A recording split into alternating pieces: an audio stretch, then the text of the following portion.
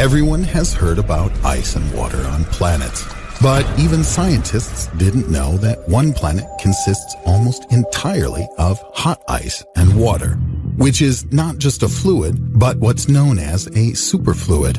Thus, the fascination began with a planet called GJ 1214b. This planet began to attract attention from the very beginning of its discovery. This exoplanet, revolving around its red dwarf parent star, was discovered in 2009 in the constellation Ophiuchus and became the second known super-Earth. Super-Earths are a class of planets whose mass is greater than the mass of the Earth, but less than the mass of gas giants like our own Neptune. And this makes it possible to consider them suitable for the possibility of harboring life. GJ 1214b held the distinction of being the planet with the smallest semi-major axis among all super-Earths, and the smallest semi-major axis among extrasolar planets, together with WASP 43b, until April 2011. It became the second planet of which we managed to accurately measure the mass and radius, and prove that it is smaller than the gas giant planets of our solar system. This planet is a true find for scientists, as it is exceptionally suitable for study. The distance from its parent red dwarf star is quite small, and the plane of its orbit allows us to view its transit across the dwarf star's disk every 38 hours. That's the length of this planet's year, and it is relatively close to us, just 13 parsecs, or 40 light years from the Earth. This simplifies observation of the planet for us and increases the chance of discovering life, if it exists, on this space body. At this time, a sufficient number of planets have been discovered outside our solar system to conclude that super-Earths are the most common kind of planet in the Milky Way galaxy.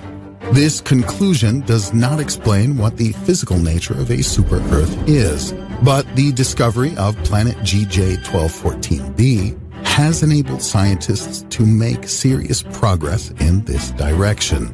It has a diameter twice that of Earth, and 7 times its mass. A question arises: what does this cosmic body consist of? Data on the mass and radius have unambiguously shown that this is not a gas giant, but they also reveal that there cannot be a lot of rocky material or metal there either. Scientists have suggested, rather, that it is a water planet with a small solid core. It is a planet which has an ocean whose depth has not been measured and whose elements are unknown. It is assumed that the atmosphere of the planet is one of 2 types. The first possibility, the atmosphere consists of water vapor or some other heavy molecules. The second possibility, the atmosphere contains clouds at high altitude, covering what is on the surface of the planet. In time, the invisible planet revealed one of the most stunning secrets. Its theoretical temperature was calculated. The figures obtained vary from 536 degrees Fahrenheit if the planet turns out to be absolutely dark, and 248 degrees Fahrenheit if the reflectivity of the surface is similar to that of Venus. Initially, it was assumed that the mass of this super-Earth was comprised of 75% water and 25% rocky materials and iron. The atmosphere was presumed to consist of hydrogen and helium, with its mass at about 0.05% of the mass of the entire planet. But then, in 2012, astrophysicists from the Harvard-Smithsonian Center released a statement that the atmosphere is water. Or, more precisely, it is very dense water vapor, the helium and hydrogen being just a small admixture in this mass. This new hypothesis was based on Hubble telescope data. They studied the change in the radiation spectrum of the star as it passed through the planet's atmosphere. In the scientific and academic world, the planet became known as the wettest super-Earth. It would be quite easy to work as a meteorologist on this planet. You can never go wrong with the forecast. Today, it's cloudy. Tomorrow, cloudy. Next week, cloudy. And so on, and so on, and so on.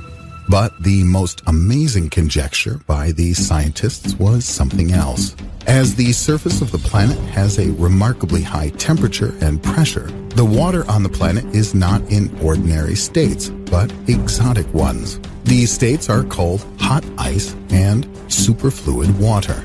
Such states do not exist naturally on the Earth, as there are no such physical conditions to create them. But some abnormal types of ice have been experimentally obtained, and more than 10 states of ice were already known to Earth science. They differ in the structure of the crystal lattice of water molecules and are obtained at different temperatures and pressures. Hot ice, for example, at high pressure begins to melt only at 212 degrees Fahrenheit, and superfluid water is produced under terrestrial conditions by adding a small amount of a silicone organic polymer. At certain temperatures and pressures, such water is virtually devoid of friction and spills out spontaneously even from upright containers. The composition of the planet GJ1214b could consist of such ingredients. New, even more accurate studies of the space object were carried out in 2014. And again, a paradox. Instead of confirming the hypothesis of scientists, this water world spawned new riddles. Scientists not only couldn't find the supposed elements of the atmosphere, they couldn't even find a trace of them. No molecular compounds, neither water, methane, nitrogen, carbon monoxide, nor carbon dioxide were detected. There are clouds, but it wasn't possible to establish what they consist of. From the point of view of other models of super-Earths, the clouds could be potassium chloride or zinc sulfide, heated to 450 degrees Fahrenheit. One researcher of this planet, American Laura Kraidberg, argues that such clouds should have a completely different appearance from those on Earth. A new hypothesis has been advanced, that the state of the cosmic body is in its later stages, and that the old planet has, over the few billion years of its existence, lost a large number of its volatile compounds and is no longer in its original primordial state. Most likely, she was born far from her cold-blooded dwarf parent star, in severe conditions of eternal cold and frost. Then, the celestial body left its native orbit and was gravitationally captured by the red dwarf star.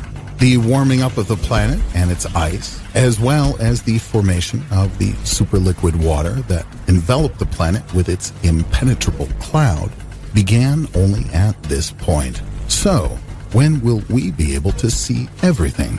This may happen quite soon, with the launch of the 21-foot James Webb Space Telescope.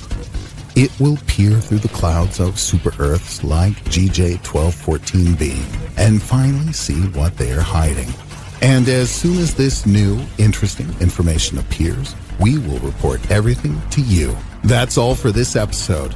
In the next space episode, we will tell you about something really very, very dark and mysterious. By the way, you can always speed up this process. The rules are simple. Type a more space hashtag in the comments and I'll do it more often. See you soon, my dear friends.